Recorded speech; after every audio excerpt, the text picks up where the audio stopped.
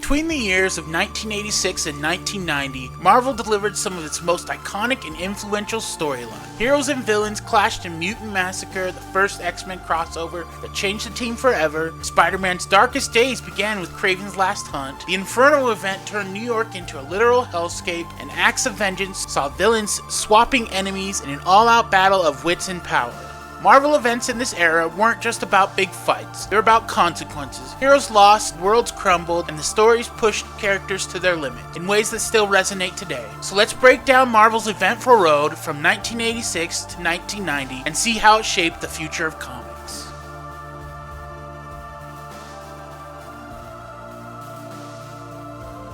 Mutant Massacre was a 1986 Marvel Comics crossover storyline that primarily took place in Uncanny X-Men issues 210 through 213 and X-Factor issues 9 through 11. With additional tie-ins of Thor issue 373, The New Mutants number 46, and Power Pack issue number 27. Although always not considered to be officially part of the crossover, Daredevil issue number 238 took place after the events of Mutant Massacre and followed Sabretooth's escape from the X-Mansion. The story of the Mutant Massacre revolves around the Marauders, a team of mutant assassins employed by Mr. Sinister, track a mutant named Tommy back to the underground tunnel of the Morlocks, an outcast community of mutants living beneath New York City. Without warning, the Marauders launch a ruthless massacre, slaughtering hundreds of Morlocks before the X-Men, X-Factor, and Power Pack intervene. Though the heroes fight to minimize the carnage, they suffer devastating losses. The X-Men are hit especially hard. Colossus is severely wounded, Shadowcat becomes trapped in her phased form, and Nightcrawler is left comatose after being ambushed by Riptide. X-Factor's Angel endures one of the most brutal fates,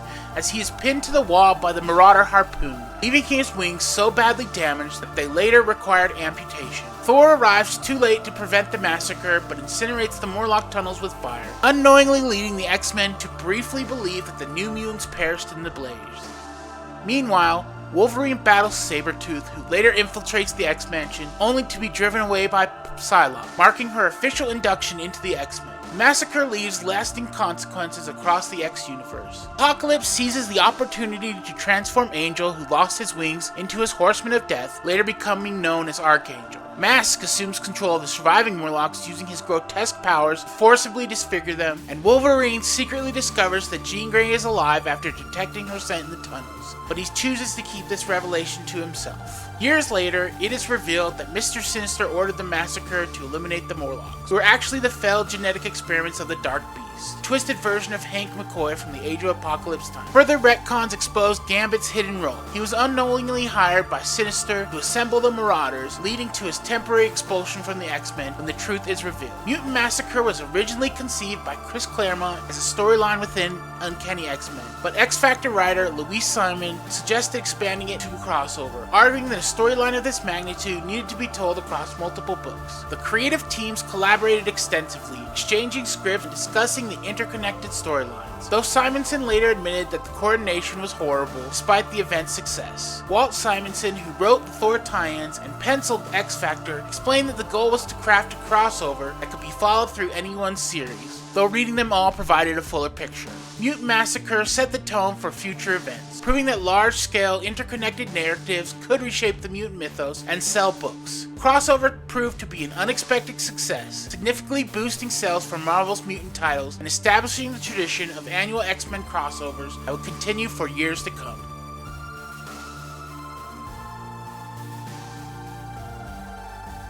I've already covered Kraven's Last Hunt in a previous video, but it's such an important Spider-Man story that it's worth revisiting its impact and legacy. Kraven's Last Hunt is a 1987 Spider-Man storyline by J.M. DeMatteis and Mike Zeck, spanning Web of Spider-Man issues number 31 and 32, The Amazing Spider-Man 293 and 294, and Peter Parker the Spectacular Spider-Man 131 and 132. Widely regarded as one of the greatest Spider-Man stories ever told, it was originally published without an overarching title, later collected as Fearful Symmetry, Kraven's Last Hunt, before later editions dropped Fearful Symmetry entirely. After this story, Kraven the Hunter remained absent from Marvel Comics until 2009. The storyline began as a rejected Wonder Man pitch before DeMatteis adapted it for Batman, exploring what would happen if the Joker killed Batman, only for the Joker to regain his sanity.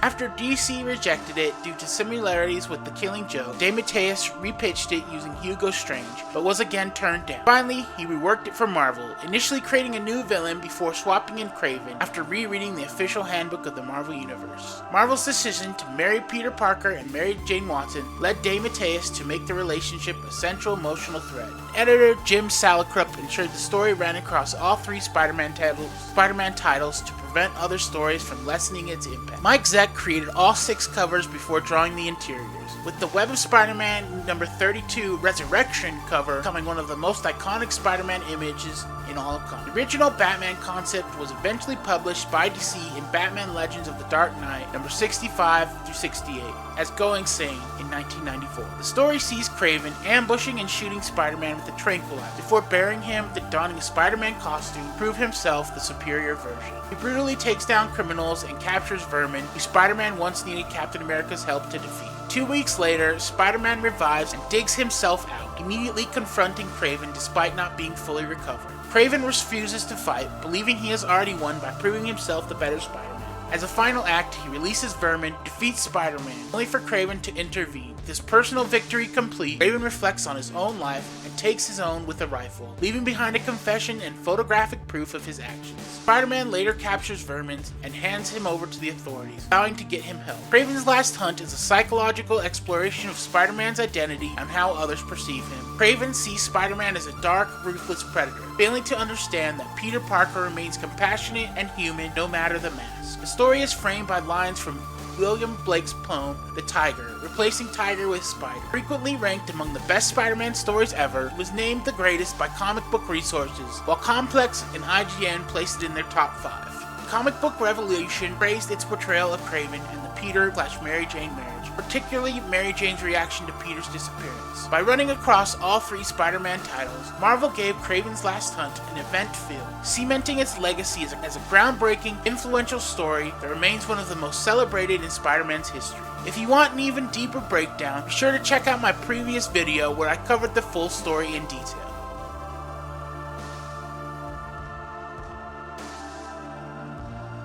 Fall of the Mutants is a Marvel Comics crossover storyline that ran from January to March 1988, involving 3 key titles: The Uncanny X-Men number 225 through 227, X-Factor number 24 through 26, and New Mutants number 59 through 61. The story didn't directly intertwine the events of each series, but instead thematically linked them, with each team facing significant challenges and changes in their status quo. Crossover's promotion was unique, capitalizing on the growing fear around the mutant menace and focusing on the mutant registration. Marvel released faux propaganda advertisements, urging readers to register as mutants with the tagline, "You know what your children are," setting the tone for dystopian future explored in the Days of Future Past story. Uncanny X-Men team travels to Dallas to search for their missing leader Storm, who is on a mission to restore her powers. Meanwhile, they encounter Freedom Force, a government-sponsored team of reformed villains, leading to a battle that is interrupted by Destiny's prophecy. Everyone inside a specific Dallas skyscraper will be dead by dawn. As bizarre phenomena, including snow and prehistoric creatures, begin to appear, the X-Men and Freedom Force team up to face the threat. Storm and Forge, meanwhile, battle the demon adversary, and Forge sacrifices the souls of 9 X-Men to banish him.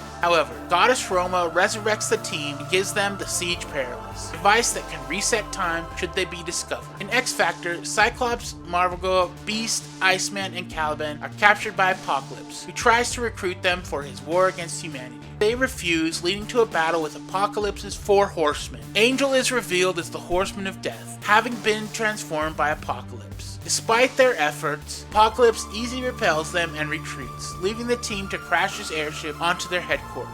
In New Mutants, the team visits their friend, Birdbrain, on his remote island, where they uncover experiments on semi-sentient creatures by the Animator. After a confrontation with the anti-mutant group The Right, Cypher is tragically killed while saving Wolfsbane. The New Mutants return home, and Magneto, blaming humanity for Cypher's death, leaves the group to continue Professor X's dream of peaceful coexistence. Though not officially part of the event, several Marvel comics were marketed as Fall of the Mutant title, including Captain America number 339, Daredevil number 252, Power Pack number 35, Fantastic Four number 312, and Hulk number 340. Crossover is unique in that it emphasized thematic connections rather than direct plot overlap, with each team dealing with a significant shift in their narrative. The Fall of Mutants left a lasting legacy, marking pivotal moments in the histories of the X-Men, X-Factor, and New Mutants, shaping their stories for years to come.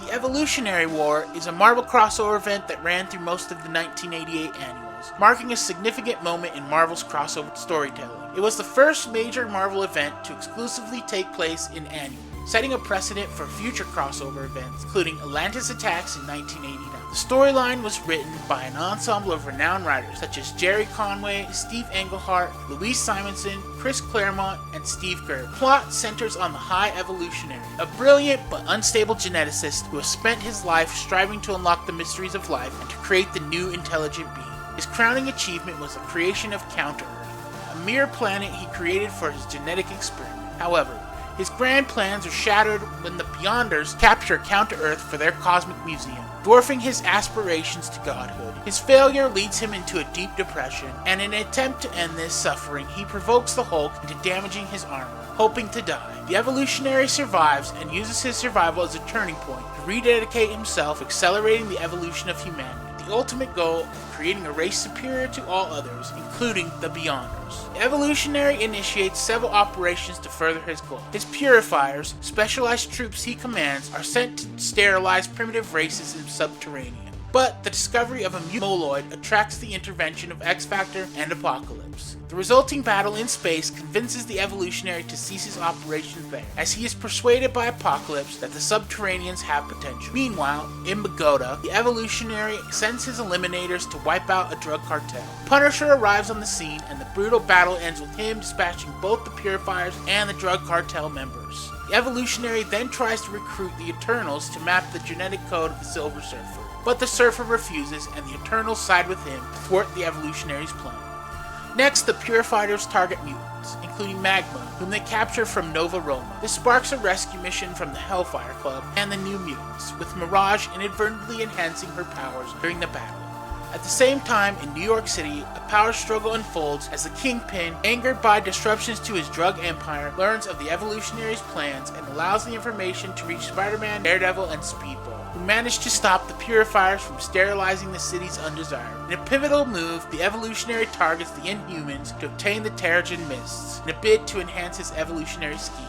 He leads an attack against the blue area of the moon to capture the Inhumans' mist. Quicksilver and the Inhumans, with help from the Fantastic Four, successfully repel the invaders. The Evolutionary's operations then shift to the Savage Land, where he aims to restore the damage caused by Terminus. With the help of Garrock the Petrified Man, he is able to restore the land, and the survivors of Terminus' initial attack turn from their extra-dimensional refuge. Further complicating matters, the Evolutionary sends his exterminators to steal the nexus of all realities in the Everglades, fearing contamination of humanity's genetic purity. But Spider-Man and Man-Thing defeat the exterminators.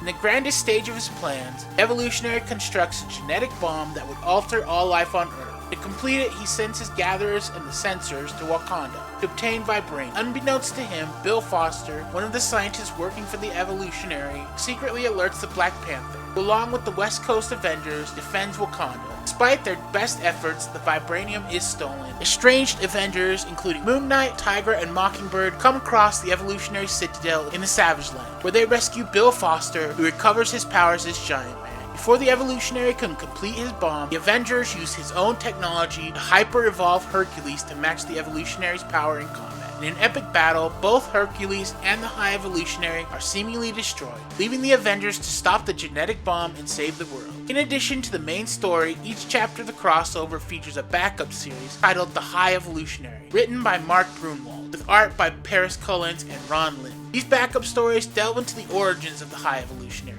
recounting his previous exploits and the key events in which he was involved, such as the origins of Spider-Woman, Quicksilver, and Scarlet Witch. The series also explains how the High Evolutionary survived his suicide attempt and began plotting the Evolutionary War. It's revealed that a mysterious benefactor helped him unlock the secrets of the human genetic code, though the identity of this benefactor is not immediately clear. It was speculated for years that the benefactor was Fader of the Inhumans, or Mr. Sinister of the X-Men, a theory that was confirmed by Marvel years later. Additionally, while the storyline and the main crossovers were meant to be read in sequence, there was a mix-up in the order of the backup stories in Amazing Spider-Man Annual number 22 and Fantastic Four Annual 21. However, these discrepancies are clarified through the events of the stories themselves. The event was so wide-reaching that even Alf Annual number 1, a comic based on the TV series Alf, included a tongue-in-cheek tie-in featuring the High Evolutionary meeting Alf, which was later confirmed as canonical by the official handbook of the Marvel Universe.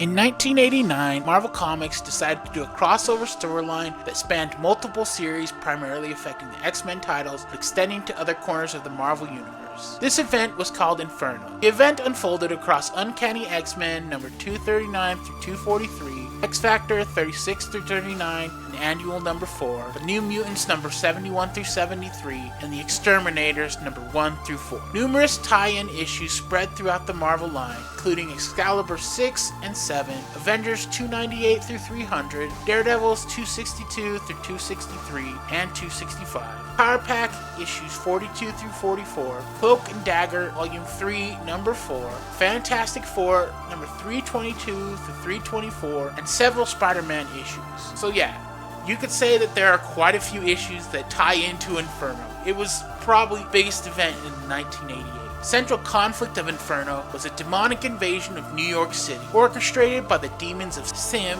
and Inashtra. Their goal was to use Illyana Rasputin magic of the New Mutants, whose mutant abilities allowed her to open portals between Limbo and Earth to permanently merge the two realms. Manipulated by Inashtrith, Illyana embraced her demonic side, transforming into the Dark Child and unleashing chaos upon Manhattan. Simultaneously, Madeline Pryor, Cyclops' estranged wife and a clone of Jean Grey, created by Mr. Sinister, succumbed to the dark forces and was reborn as the Goblin Queen.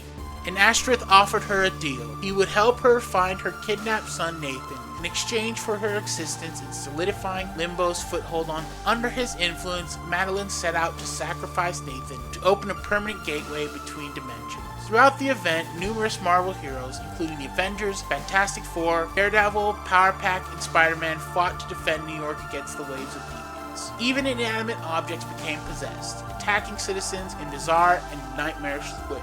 In a particularly memorable moment, Spider-Man initially believed the supernatural chaos was illusion, orchestrated by Mysterio, only to discover that the nightmare was real. As the event reached its climax, Illyana, horrified by her transformation and by the destruction that she had unleashed, ultimately sacrificed her demonic powers to end the invasion, converting to a child in the process. Meanwhile, the X-Men and X-Factor confronted the Goblin Queen in a final showdown. Learning the truth about her origins, Madeline Pryor, overcome by rage and grief, attempted to take down Jean Grey with her in death. Jean, aided by the fragment of the Phoenix Force, survived, breaking Madeline's mental hold over her. In the aftermath, many New Yorkers dismissed the entire ordeal as a mass hallucination, despite the extensive destruction left in its wake. The X-Men and X-Factor turned their attention to Mr. Sinister, leading to a climactic battle at Xavier's School for Gifted Youngsters. Before his apparent demise at the hands of Cyclops, Sinister revealed his long-running manipulations of Scott's life, including orchestrating his marriage to Madeline. The Inferno crossover was the culmination of years of storylines, particularly those involving Illyana Rasputin and Madeline Pryor. Writers Chris Claremont and Louise Simonson, along with artists Brett Blevins, Mark Silvestri, and Walt Simonson, crafted a narrative that blended superhero action with horror and demonic fantasy. Editor Bob Harris maintained the extensive notes to ensure continuity, tracking individual character arcs over roughly 20 pages of timelines. Public reception at the time was generally positive, especially among the X-Men fans who appreciated the payoff to long-running subplots. The horror aesthetic and the darker tone were well received, though some readers found the sheer number of tie-ins overwhelming. Critics and modern readers have noted that Inferno marked a transition in Marvel's storytelling, blending supernatural horror with superhero drama in a way that influenced later events. Discussions on platforms like Reddit and fan forums reveal a split in opinion. Some hail Inferno as a classic, praising its ambitious scope and character development, while others find the crossover bloated with too many tie-ins, diluting the main story. One fan observed, Inferno was kind of a kiss goodbye to the old standard of comics, referencing how the event reflected shifting trends in the industry. Despite its divisiveness, Inferno remains one of Marvel's most memorable crossovers, leaving a lasting impact on characters like Illyana, Madeline Pryor, and Nathan Summers, who would later become Cable. The event's legacy continues to be explored in later comics, Comics, with elements revisited even today in modern X-Men storylines.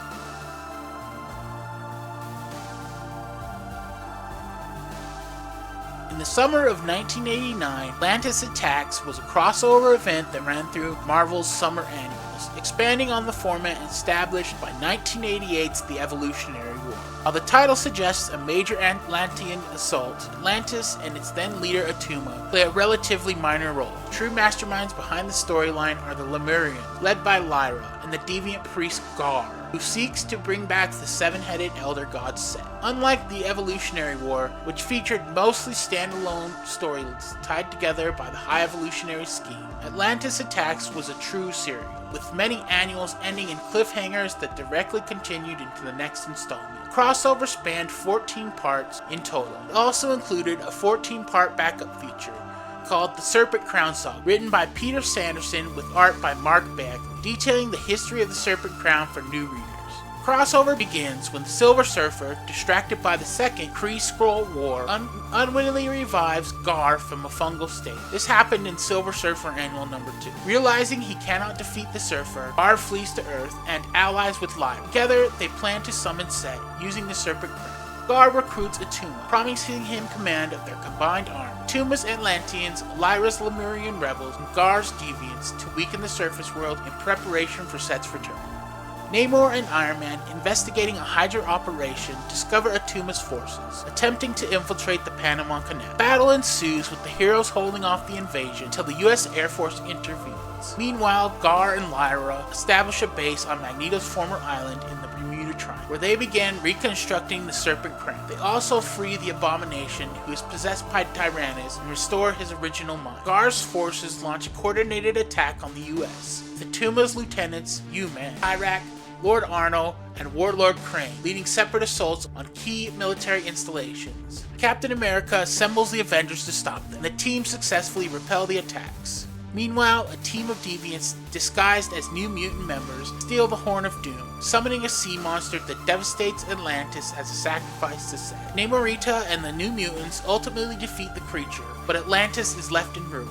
Gar also abducts several female heroes, including Marvel Girl, Invisible Woman, Scarlet Witch, and She-Hulk, branding them as the 7 Brides of Set. These women are sent on missions to receive mystical artifacts to complete the summoning ritual. While She-Hulk is freed by Captain America and the West Coast Avengers, the other brides succeed. Gar then sends Attuma to invade New York City, where the Fantastic Four, Spider-Man, and the US military hold off Atlantean army until Spider-Man defeats their trump card, a massive creature called the Megasaur. While this battle rages, Lyra's forces destroy the now unprotected city of Atlantis. Upon learning of this betrayal, the Atlantean army withdraws, and a stunned Attuma surrenders. Gar's final ritual succeeds, and Set begins breaking into Earth's dimension. In response, Thor, Doctor Strange, Quasar, and the Thing enter Set's realm to battle him directly. With Gaia trapped and unable to help, Thor transforms into Demogorgon, the God Eater. After briefly being consumed himself, Thor gains partial control of Demogorgon, using his power to sever Set's 7 heads and scatter them across different dimensions. Back on Earth, the Avengers, Fantastic Four, and other heroes launch an assault on Lyra's undersea stronghold. As Gar absorbs the power of the Serpent Crown, he betrays Lyra, triggering the battle between himself and the Spirit of the Crown, and the Spirit of the Crown's former wielder, Naga. This results in all 3 villains, Gar, Lyra, and Naga, vanishing into oblivion, with the Serpent Crown on the verge of exploding. The former brides of Set cast into a train, where it detonates harmlessly. While ambitious in scope, the event received mixed to positive reviews from both fans and critics. Many readers appreciated the grand scale of the story, which involved Atlantis, the Serpent Crown, and the return of Set, giving it a strong connection to Marvel's mystical and cosmic lore. The attempt to weave together numerous characters and teams, the Avengers, Fantastic Four, X-Men, Spider-Man, Daredevil, and more, was seen as a bold narrative choice. One of the biggest criticisms was its repetitive formula, as many of the annuals followed a similar structure. The Lemurians and Set followers attack, a hero fights back, and some aspect of the villain's plan progresses regardless, leading to a sense of redundancy across the installments. Additionally, because the story is told across multiple annuals with different creative teams, tone and quality varied significantly, making some issues feel disconnected or rushed. While the event promised major consequences with the potential destruction of the world and the enslavement of humanity by Set, many fans felt that it lacked the lasting impact of other Marvel crossovers like Inferno or Acts of Vengeance. as much of the damage was undone by the end. Despite these flaws, the backup stories detailing the history of the Serpent Crown and Set's influence on humanity were well received, adding depth and historical connections that enriched the event. Atlantis Attacks remains a memorable Marvel event, especially fans of Namor, the Serpent Crown mythology, and Marvel's undersea lore. It's often remembered as a classic example of the late 80s Marvel crossover, setting the stage for future annual-based events like the Terminus Factor and Subterranean Wars. Marvel has referenced Atlantis Attack in later stories, and it was even loosely revisited in a 2020 mini-event of the same name, involving Namor and the Agents of Atlas. The original remains a cult favorite, appreciated for its ambitious storytelling but often criticized for its execution.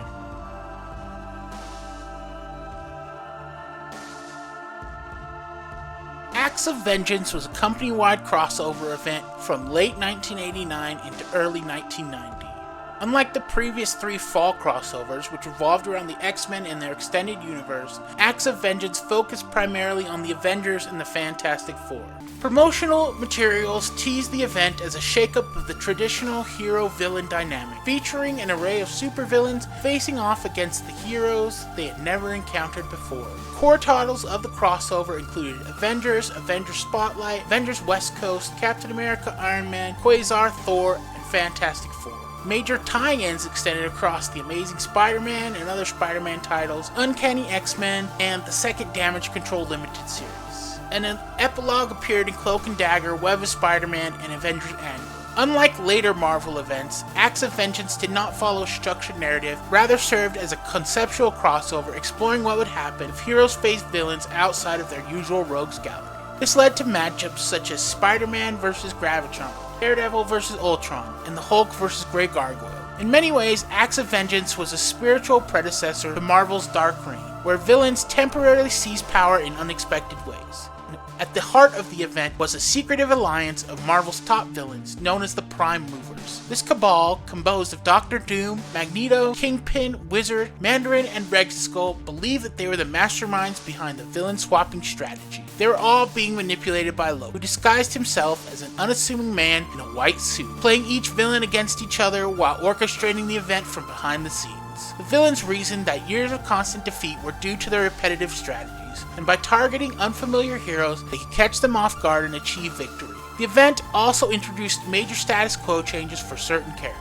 Acts of Vengeance marked the debut of Psylocke in the body of Quanon, under the name Lady Mandarin. Additionally, Spider-Man temporarily gained the Captain Universe powers, which he used to defeat the Tri-Sentinel created by Loki. Magneto's involvement was particularly controversial among Marvel writers at the time, due to the Red Skull also being a member.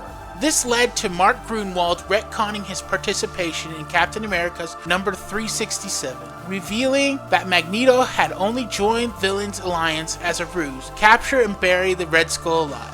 The event also saw the destruction of Avengers Island and the conclusion of long-running subplots. Notably, the Acts of Vengeance branding on the certain issues was inconsistent. While core issues prominently displayed the event banner, tie-ins had smaller event tags in the corner. Iron Man number 250, despite featuring the branding, was mistakenly included. It actually fits better with the Iron Man / Doctor Doom Camelot trilogy from Iron Man number 149 and 150.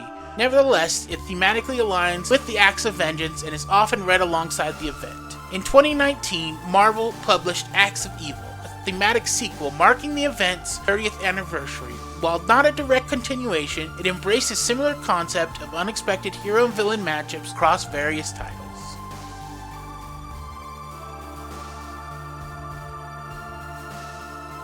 Days of Future Present was a 1990 crossover appearing in the page of the Fantastic Annual number 23, X Factor Annual number 5, New Mutants Annual number 6, and Uncanny X-Men Annual number 14. These 4 annuals made up the complete story, with Uncanny X-Men Annual number 14 also containing a backup story, The Fundamental Things, which adds some extra context to Rachel Summers and Franklin Richards' journey. Serving as a sequel to the Days of Futures Past, it follows an adult Franklin Richard from a dystopian future as he inadvertently reshapes reality. The story unites the Fantastic Four, X-Factor, New Mutants, and a scattered X-Men team against the threat Franklin poses. It also introduces Gambit and features the first meeting between Jean Grey and her future daughter, Rachel Summers, as well as an early moment connecting Cyclops' infant son, Nathan Christopher Summers, with the time-traveling Cable. After returning from space, the Fantastic Four arrive at Four Freedoms Plaza, only to find it replaced by the original Baxter building from years ago.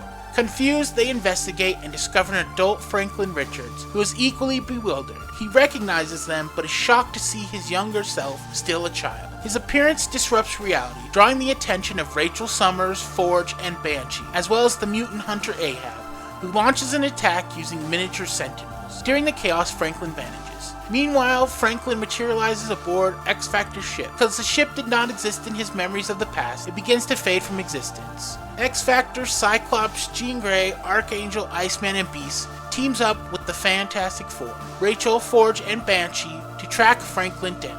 Rachel, now wielding the Phoenix Force, is stunned to see Franklin alive, as she remembers him dying at the hands of Sentinels in her timeline.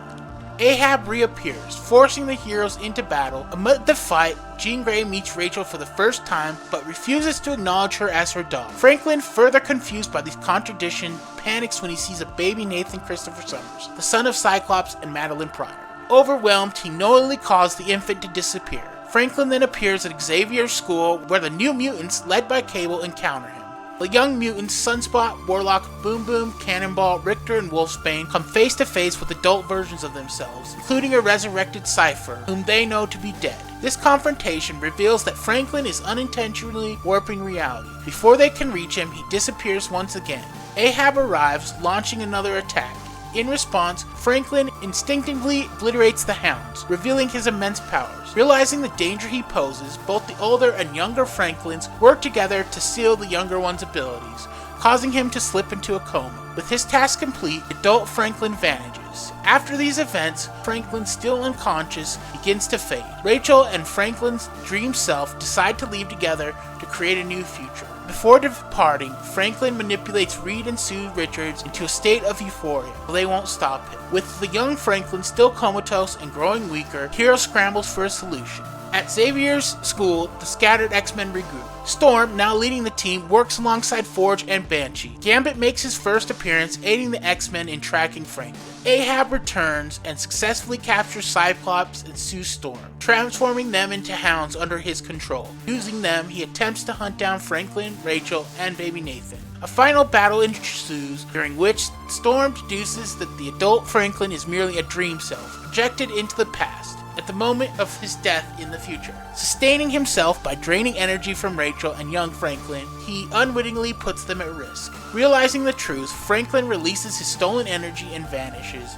With his departure, young Franklin regains consciousness, his powers intact. Rachel, using the Phoenix Force, restores Cyclops and Sue Storm to normal. X-Factor's ship, which had disappeared, is also restored. Rachel, still wearing her Hound uniform, realizes that despite everything, her dystopian future has not been erased. Jean watches but does not reach out to comfort her. Heartbroken, Rachel departs. Later, Jean contemplates their connection, unsure of how to feel about her supposed daughter from the future. In the aftermath, Reed and Sue Richards struggle with the implication of Franklin's possible future. Some appreciate its ambitious crossover nature, but felt short of its predecessor, Days of Future Past. On Goodreads, the story holds an average rating of 3.47 out of 5. Readers highlighted the complexity of the narrative and the involvement of multiple Marvel teams. One reviewer noted that while the story had potential, its execution was inconsistent, mentioning that some issues were better than others. He remarked that, compared to Days of Future Past, this sequel felt less compelling. A Reddit user expressed a more positive sentiment, highlighting the tragic elements of the story. They appreciated the character arc of Franklin Richard, who after rejecting his death, travels back in time seeking familiarity, but finds the past altered. The user's admiration for the storyline suggests it had impactful moments that resonated with some readers. In summary, Days of Future Present elicited mixed responses. While some readers valued its ambitious crossover and emotional depth, others felt it didn't measure up to the original Days of Future Past storyline, citing inconsistencies and less compelling execution.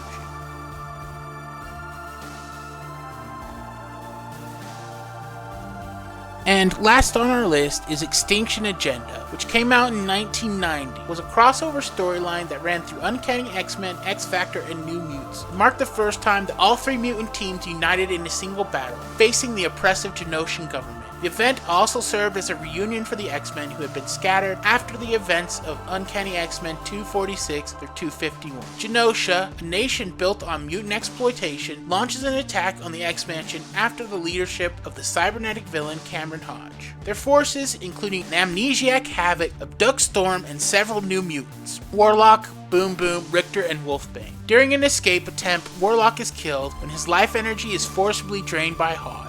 Wolfbane, captured again, is brainwashed and transformed into one of Genosha's enslaved mutates. Determined to rescue their teammate, the remaining X-Men and New Mutants enlist X-Factor and launch a counterattack on Genosha. They are ambushed by Havoc and the Genosian magistrates. While Cyclops tries to restore his brother's memories, Genosians suffer humiliating loss. Meanwhile, Wolverine, Psylocke, and Jubilee rescue Richter and Boom Boom before infiltrating Genosha disguised as magistrates. Cover is blown when Havoc recognizes his lover's stolen uniform attacks them. Psylocke manages to subdue Havoc, but both she and Wolverine are captured by Hodge. Elsewhere, Storm, seeking revenge against the scientist David Moreau, is also caught and enslaved. Jean Grey, Cable, Gambit, Sunspot, and Forge attempt to sabotage the capital city, but their powers are neutralized by Wipeout, another Genosian magistrate. The remaining heroes set a trap, but are ultimately overpowered. Havoc, still struggling with his lost memories, finally regains his identity during a battle with Cyclops. Realizing he could do more good from the inside, fakes loyalty to Genosha by knocking out Cyclops and handing him over to Hodge. With the heroes in prison, Genosha puts them on trial. Wolverine makes a failed assassination attempt on the judge, leading to the team being turned over to Hodge. Cyclops, pretending to be broken by torture, submits to the mutate process, but later escapes, taking advantage of their captor's overconfidence. Gambit picks their locks using a dart fired at him earlier. Cameron Hodge, now turning against Genosha itself, kills several magistrates, including Wipeout. With their captors in disarray, the chief magistrate turns to the X-Men for help.